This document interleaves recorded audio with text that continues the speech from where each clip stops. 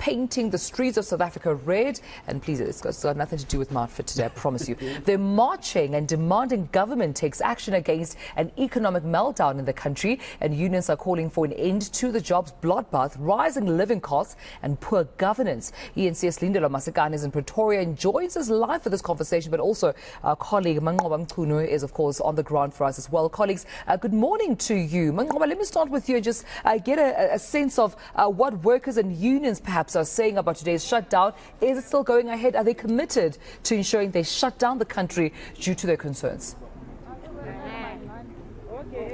Well, certainly, Tumela, and I can tell you that we are seeing some union members here at the union buildings, of course, ahead of the march by Saftu as well as Cosatu today. It is all about showing force here at the union buildings. The union saying that they are sick and tired of seeing the cost of living increasing in the country, and they are going to be really asking on government to take action against the increasing cost of living. Of course, some of the concerns that have been raised by some of the unions is, issues of food prices that have been increasing over the past few months, as well as fuel costs that have also been on the increase in the past few months, but also the issue of unemployment. That is one of the issues that they say is an issue that they want government to deal with. They are blaming government and poor governance for the unemployment, the high unemployment rates that we're seeing here in the country. But of course, here there are members of the National Union of Public Services and allied workers who had spent the night here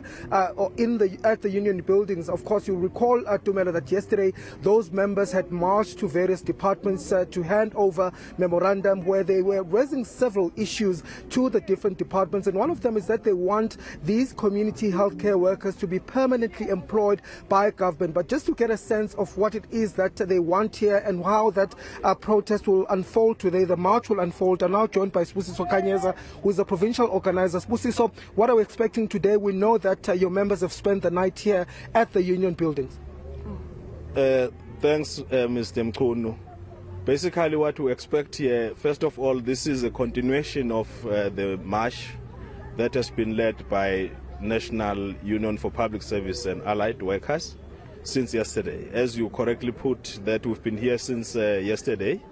These members have shown that they are meaning it when they are saying they want permanent employment to EPWP.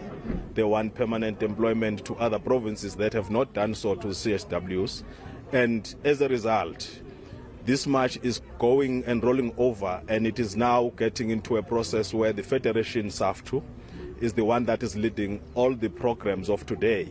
However, the demand is still the same. The addition is in relation to the failure by government to provide what its employees have been longing for the past 2 years. As you already know, that in as far as salary negotiations at the PSCBC, things has not been happening. Labour started at 10%, employers started at 0, later on gave 2% and decided to say that's a final offer on the table. And in fact, is even misleading by saying the 1,000 rand that is there as a grasha, they call it it's 4%, 4.5%, so plus the 2%, which is the real increase, they take it to 6.5%. That's what we are saying no. NUPSO is saying no to that. And that's why we are here to push this agenda so that government must listen. And as we will be taking over, going on with SAFTU, this is the emphasis that we are dealing with as we are seated here. Thank you. It's not the first time that we've seen your union marching to the various offices or government offices. You've spent, nights there sleeping at some of the departments. But are you getting any sort of response, positive response from government? And do you think that today's action will actually, bring about that positive response? Though I may not say we gain what we want, but there are positives out of it. For example, you realize that in March this year we had a serious what you call outage when we went into number 45 Commissioner Street in Johannesburg. The main issue there was that by then the employer has cut the EPWPs out, and we had to push them to then extend the what you call the contract so that they give us a chance to sit around and engage. As we speak, we have their matter at the Bargaining Council, PHS, DSPC, and we're hoping there it will be cleared because we want them to be deemed employees if not by the Department of Health, where they are placed, it should be by the TID. What is your message to government today? Our message to government is that government must listen to what we are saying. Government must stop perpetuating, first of all, poor citizen, because that's what it is doing. It is not helping to create proper jobs. Instead, it is creating what I call glorified slavery in what it is doing to the people of South Africa. And that is not all. So government must listen. And now, when they spoke in terms of their policy conference, they said something about the EPWP. But these people don't have anything to go and show at home. One member passed on at OR Tambo. The family was not aware that this person has worked for 7 years on a voluntary basis, earning nothing, but the party, whose ruling party, was enjoying that he was there without complaint. That's not all. Government must listen now. It's high time that government listen. Thank you very much for speaking to us. Raspusiso Kanyeza, who is the provincial organizer of NUPSO, which is one of the unions, of course, that is taking part in this march that is taking place today. Well, we're seeing quite a lot of police here around the union buildings, and of course, they will be expecting that march to be coming this way. We do know that it will start around about 10 o'clock here in Pretoria, and of course, we are expecting to hear from some of the leaders from Saftu as well as Cosatu on some of those issues when they do eventually take to the podium. All right, Manqoba, quite a stern warning there to government to stop glorifying slavery, they say. Let me move to my colleague, Silindelo Masikane. Slee, earlier on you had spoken to a gentleman just asking him if he would be part of this national shutdown today. He said he would. He understood the main reasons behind this shutdown. He just had a couple of things to do, but he committed, of course, to joining. What do you have for us just in terms of the planned shutdown still going ahead from where you stand? Well, we're at the starting point where we are expecting various members of unions that are going to come and gather here at Burgers Park. We know that Saftu and Cosatu affiliates have mobilized their members to take part in this national shutdown to send a message to government. At this point, it's still quite early, it's around 8 a.m. in the morning. I can't say I'm seeing many members. 1 or 2 or 3 or 4 have started arriving, but I'm joined by a Cosatu affiliate, that is Satu's Mugwena Maluleke. Thank you so much for your time this morning. I don't know, the numbers are not quite promising at this stage. I know it's still quite early, but the sense I'm getting from people who are going to work is that they don't understand or see the point in this march. What do you say to that?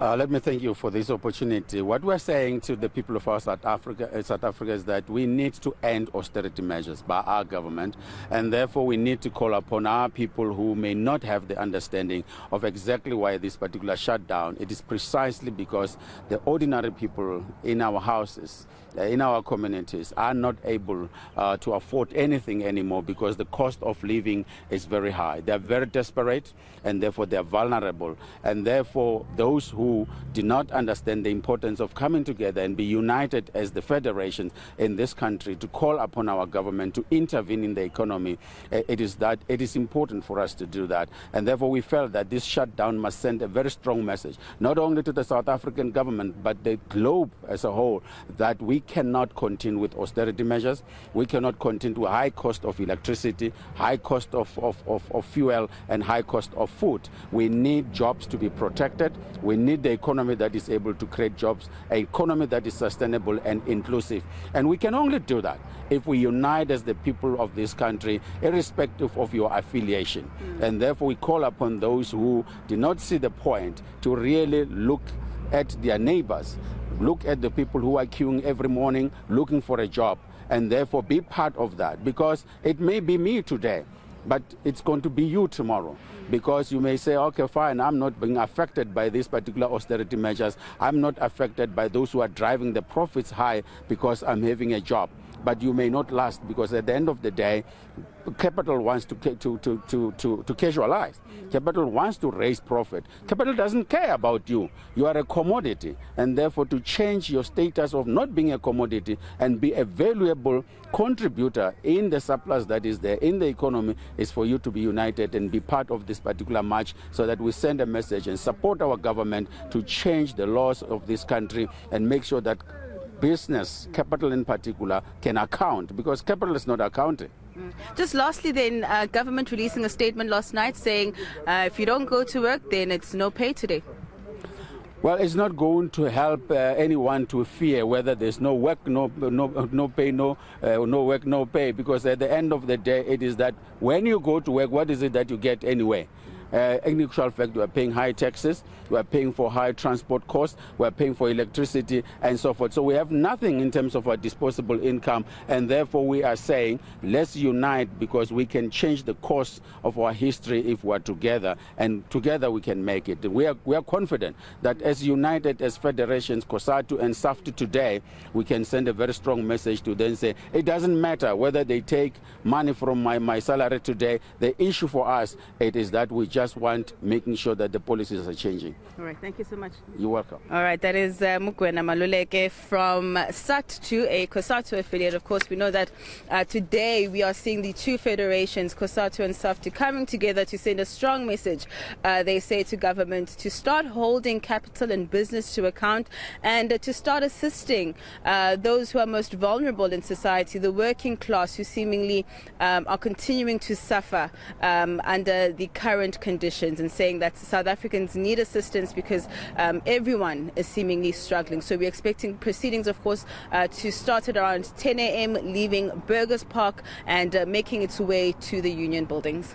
We'll leave it there for now. Colleagues Manqoba Mkhunu and Silindelo Masikane are for us, of course, tracking down the national shutdown today. And the big question is, will it be effective? Will it achieve its desired outcomes? Will we see government and businesses, of course, responding favorably to those very much so affected by the increase in costs of living? So we'll be sure to catch up with our colleagues once again a bit later. All right, let's keep you up to date now where the marches are actually going to be taking place this morning. So we were in two locations there, obviously, but it's happening in 6 different cities. There's a lot to follow. I think let's start with the shutdown areas in Gauteng. The marchers are gathering in Pretoria from early this morning, 6 o'clock already, marching to the Union buildings from 10 a.m. But we've just seen that one from Silindelo Masikane. Yeah, and when we head over to the Western Cape province, we're seeing marchers there gathering in Cape Town, marching to the Department of Mineral Resources and Energy, as well as the Western Cape Legislature and Parliament, but this from 10 a.m. That's right. Also then down to the Eastern Cape, marchers gathering in Bisho. They're going to be marching through to the Bisho Legislature at 10 a.m. as well. Yeah, it seems most places will be starting at 10 a.m., but in the Limpopo province, march gathering in Polokwane at 8 a.m. already, so they're 40 minutes into the march right now. The march, of course, heading over to the office of the Premier, though, from 10 a.m. And a slightly later start, it looks like, for Mpumalanga, gathering in Witbank at 9 a.m. They're marching to Eskom Park from 10 a.m. So if you're in that area, maybe keep an eye out for traffic and road closures. Yeah, but looking at the Free State province, marchers gathering in Bloemfontein as early as 7 a.m., but also marching to the office of the Premier at around 10 a.m. So those are the times that we're seeing of not only the gathering, but when the march will actually begin and from which point from all those provinces, Gauteng, Western Cape, Eastern Cape, Limpopo, Mpumalanga, as well as the Free State provinces. Yeah, it really is a proper national shutdown. Of course, right now we wait to see what happens with the numbers. Let's check in with your traffic.